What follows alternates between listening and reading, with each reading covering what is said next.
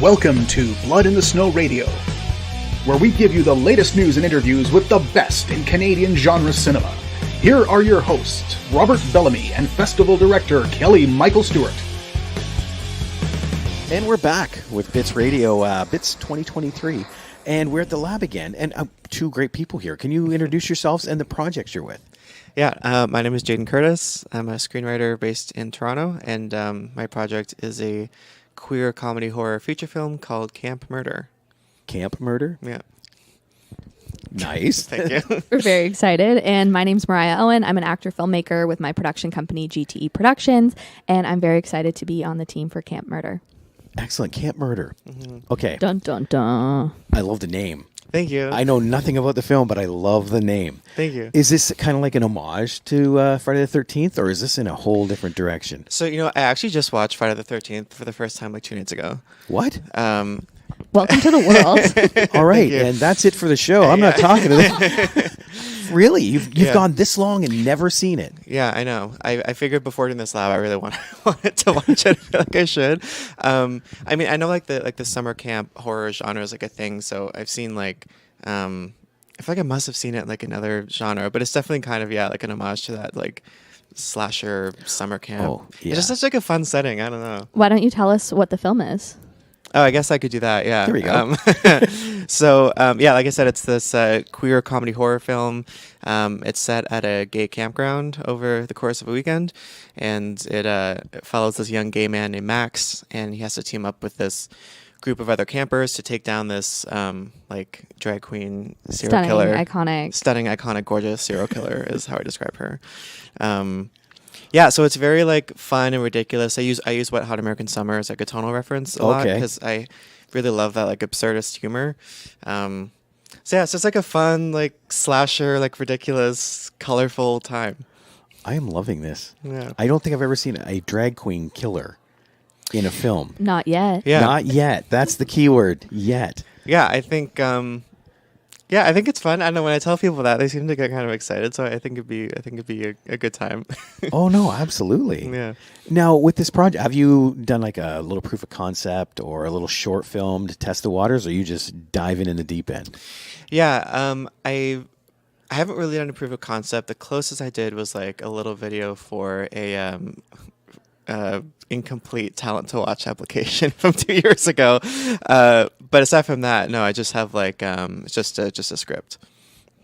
And you have a deck, and you. Well, and sorry, yeah. He's got a book. He's got a plan. Yeah, I've been writing the script for probably about 3 years. So like in that time, I've done a lot of various different types of treatments and thoughts and rambles and references, and so I have a pretty solid idea of what I want it to be.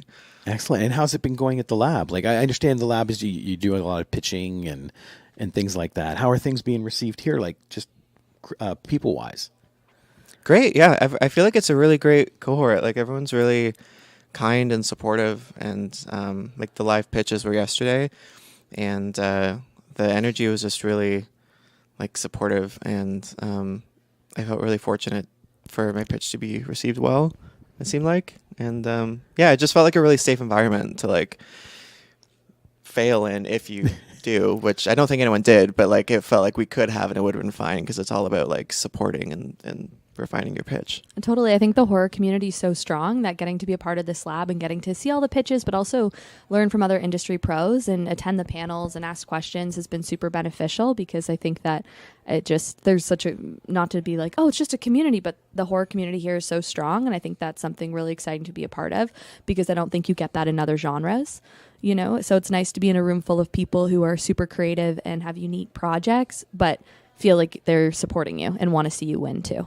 Not to mention the fact, once you get going and you are pitching, usually you're in a room by yourself with a crew of people in front of you, like the most intimidating, environment you could think of. Mm-hmm. So it is great. You could have something like this where you said you can fall and you're just going to land on a pillow. Like it's not going to hurt half as much. Mm-hmm.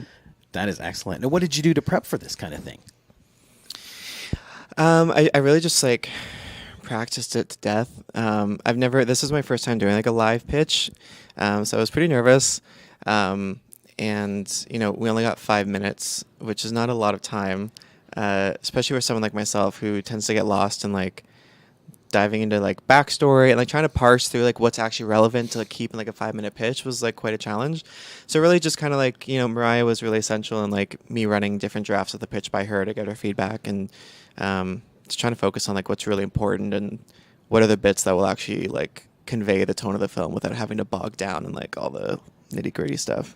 And he crushed it. It was awesome. Yes. Yes. I'm biased. Some people would say I crushed it. I don't know. I wouldn't say that. But So from that 5-minute, though, have you got your 30-second pitch? Because they always say that's what you need to have in your back pocket. Yeah. Because you might step in an elevator with Steven Spielberg tomorrow. yeah.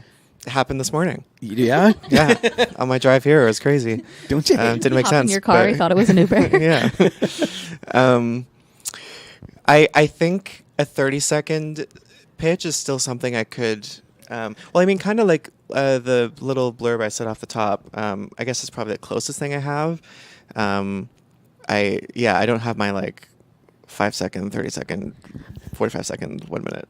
I mean, I think it comes off more conversational. Like when you're pitching friends, you definitely have those moments. But I think like I love the idea of running into someone in an elevator and pitching them my movie, and then them saying like, "Oh, here's $20 million to go make it." And also, please leave me alone. Why are you? yeah. Please give me all your money, and then don't bother us. Yeah.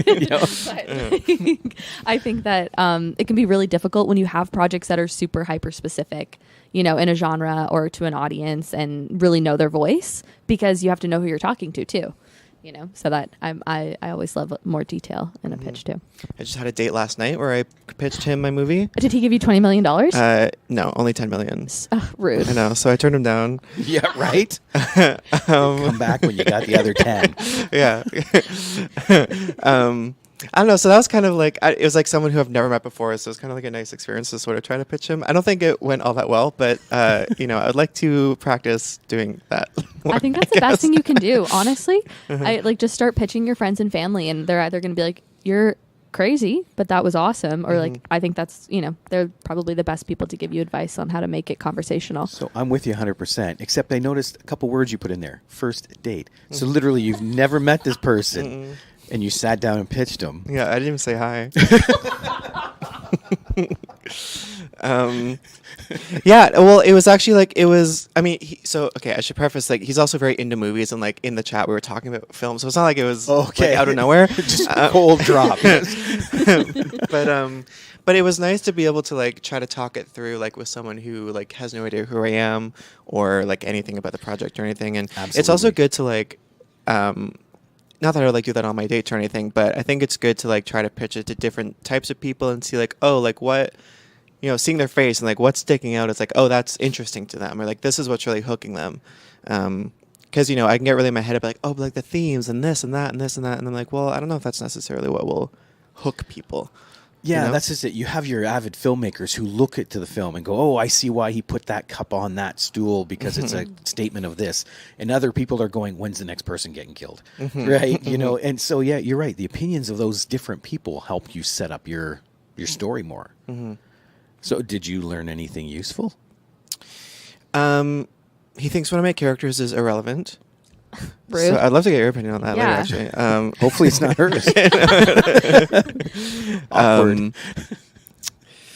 I don't know. I think a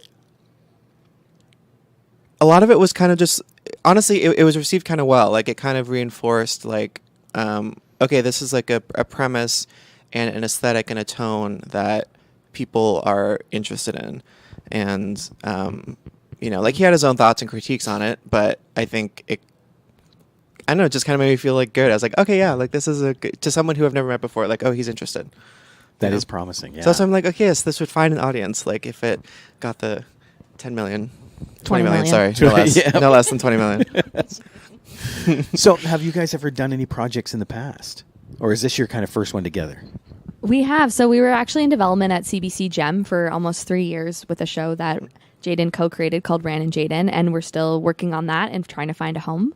And yeah, I really believe in Jaden, so I'm pretty much down to do whatever he writes and he creates.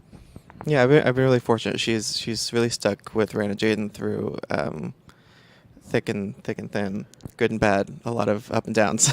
So it's really nice to have her support, and that both of the projects she's been on board with me for have been these kind of ridiculous, very gay projects, and it's just nice to have like that support. I don't know. She's been a really great champion. So, Well, that's just it too. If you got support, you can do anything. So literally, your backbone is everything. So that's great that you've got that going on. Yeah. Is there any steps beyond this that you guys are looking at doing in the future?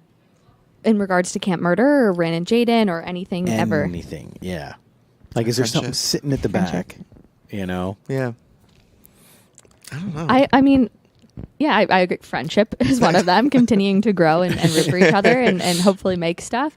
I think I would really like to see us be able to shoot something that we've worked on, which I know seems arduous at times, but it's inevitable. Like I know that that's going to come for us. So, I think just to keep creating and pushing and seeing what happens, you know? Yeah, I've kind of like on top of this lab, I've gotten, I think, just frustrated with like feeling stagnant.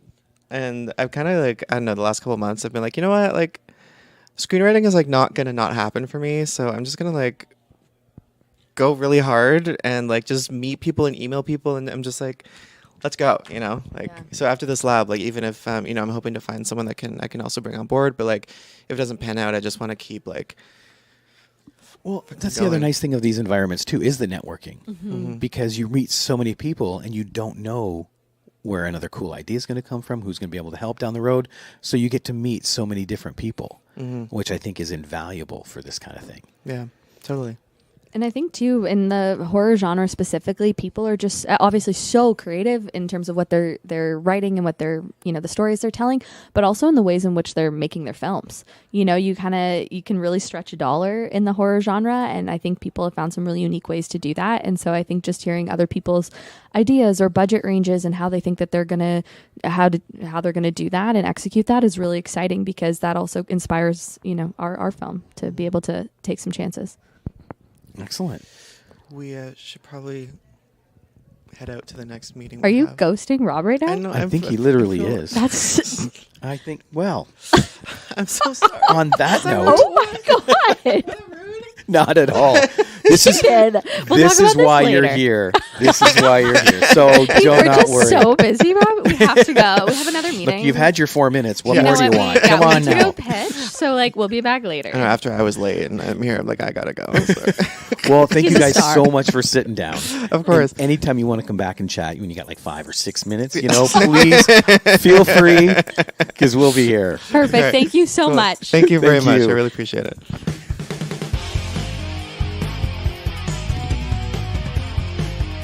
Join us next time for Blood in the Snow Radio. Bits Radio is a production of Three Evil Cats Productions in association with the Blood in the Snow Canadian Film Festival. For more information and to listen to other episodes, visit bloodinthesnow.ca and tweet us at BitsFilmFest. Music by Jan Gorman, produced and edited by Kelly Michael Stewart. I am